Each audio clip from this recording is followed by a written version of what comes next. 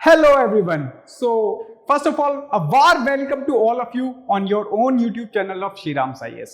Myself Utkarsh Shukla, your current affairs faculty at Shriram IAS, will be taking you forward कि क्या diamond एक इलाज है हमारे क्लाइमेट चेंज का।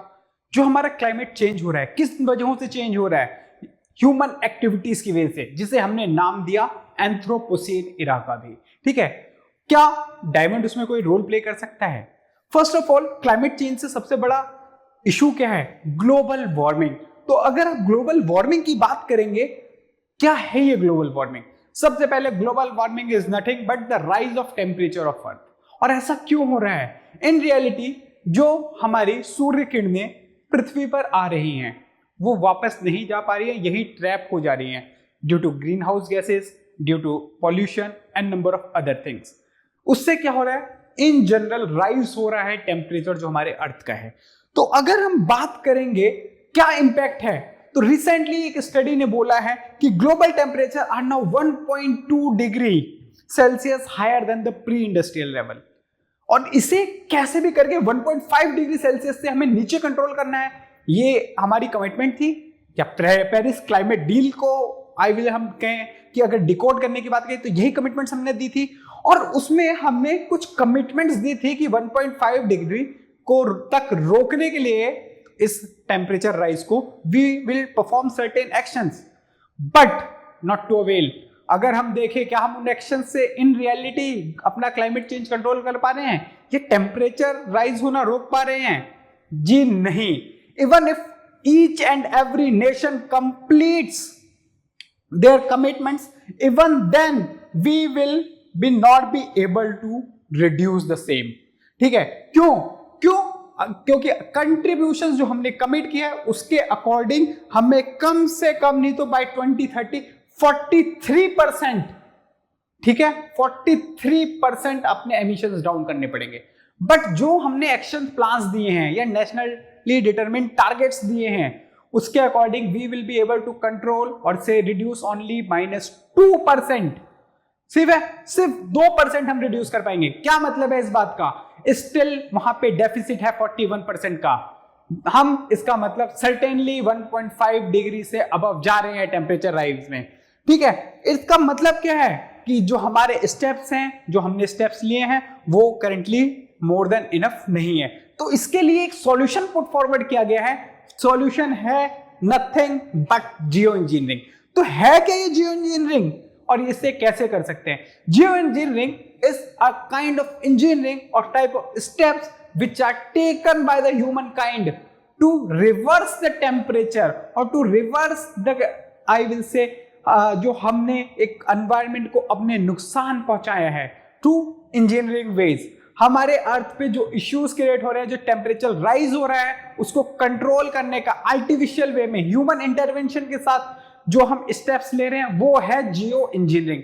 समझ गए? तो in simple terms Jio engineering एक प्रोसेस है जिसके थ्रू हम बढ़ते टेम्परेचर को रोकेंगे।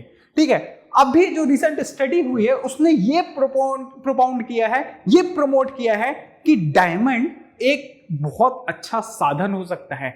If we spray diamond in the atmosphere तो उससे क्या होगा? सनलाइट डायमंड पे पड़ेगी और रिफ्लेक्ट बैक हो जाएगी, वो अर्थ तक नहीं आएगी और अर्थ उसे अब्सॉर्ब भी नहीं करेगी, इंसोलेशन भी नहीं होगा। इससे क्या होगा?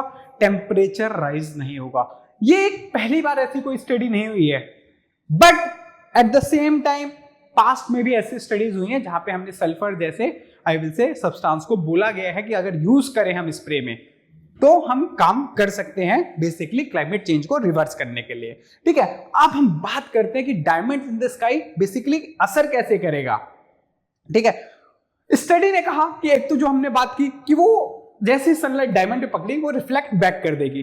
ठीक है, रिफ्लेक्ट बैक कर देगी तो रीच उसका सन अर्थ की साइड होगा ही नहीं। ठीक है, तो अर्थ का टेम्परेचर राइज नहीं होगा। एट द सेम टाइम इस स्टडीज ने बोला है अगर 5 मिलियन टन्स ऑफ डायमंड्स हमने स्प्रे कर दिए तो हम कंट्रोल कर लेंगे ये टेम्परेचर, अर्थ का कूल डाउन कर देंगे रादर देन 1.6 डिग्री सेल्सियस। तो हमारा कमिटमेंट तो 1.5 था, 1.6 तक पहुंच जाएंगे तो it is more than enough और good enough I will say. ठीक है, अब ये है, इसका पर्पस सिर्फ इतना है कि हम ग्लोबल लेवल पे टेम्परेचर राइज कम कर देंगे और eight the same time climate change को जो फिनोमेना है उसको कंट्रोल में कर लेंगे, ठीक है। जिससे क्या होगा, हम प्रिवेंट करेंगे खुद को कि ग्लोबल वार्मिंग ना हो पाए। तो prevention is always better than cure. तो ये दोनों साइड वर्क कर रहा है, एक तो मिटिगेशन में भी और प्रिवेंशन साइड में भी। Fair enough. चलिए नेक्स्ट चीज पे हम ध्यान देते हैं कि क्या ये इतना इजी है, क्या कुछ चैलेंजेस भी हैं इसमें। क्या डायमंड स्प्रे करना इजी है? सर्टेनली इजी बिल्कुल नहीं है। क्यों इजी नहीं है? वी नो दैट कि डायमंड कोई सस्ती चीज नहीं है एंड अबंडेंस में अवेलेबल भी नहीं है।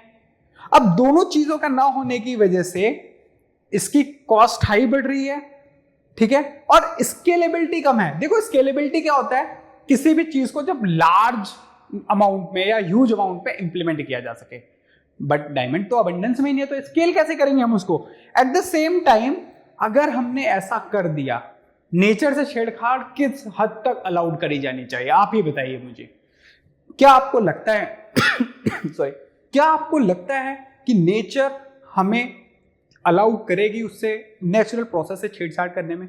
क्यों? क्योंकि ऐसा माना जाता है कि नेचर चेंजिंग एनवायरनमेंट के अकॉर्डिंग खुद ही रिस्पॉन्ड करती है।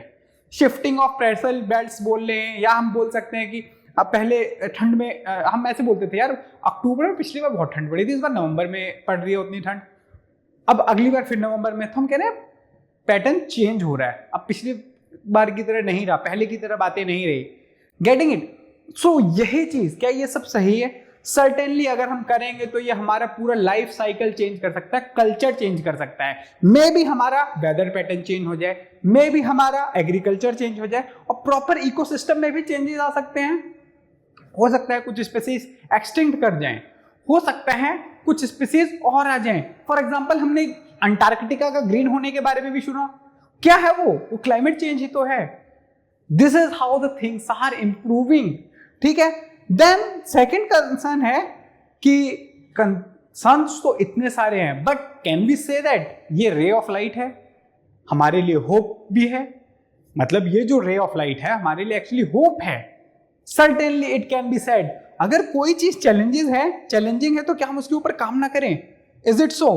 क्या हमें ऐसे करना ही पड़ेगा इसको? Fair enough. अब इसके बारे में हम बात करेंगे कि स्टेप लिया जाए या नहीं, depending upon the pilot projects के रिजल्ट्स पे। But at the same time अगर हम क्लाइमेट चेंज को कंट्रोल कर पाए तो certainly it is going to be a game changer strategy. क्योंकि अभी तक हम कैसी टेक्नोलॉजीज पे रिलाई कर रहे हैं, अभी तक हम जिन टेक्नोलॉजीज पे रिप्लाई कर रहे हैं वो बेसिकली ऐसी टेक्नोलॉजीज हैं जिनकी हमें नॉलेज तो है बट हम उनका रिजल्ट ज्यादा नहीं देख पा रहे हैं। चाहे वो कार्बन कैप्चर सिक्वेस्ट्रेशन हो, चाहे वो कार्बन कैप्चर यूटिलाइजेशन हो, हमने उनका रिजल्ट नहीं देखा है। But scientific community is quite upbeat about this results कि diamond can do the wonders.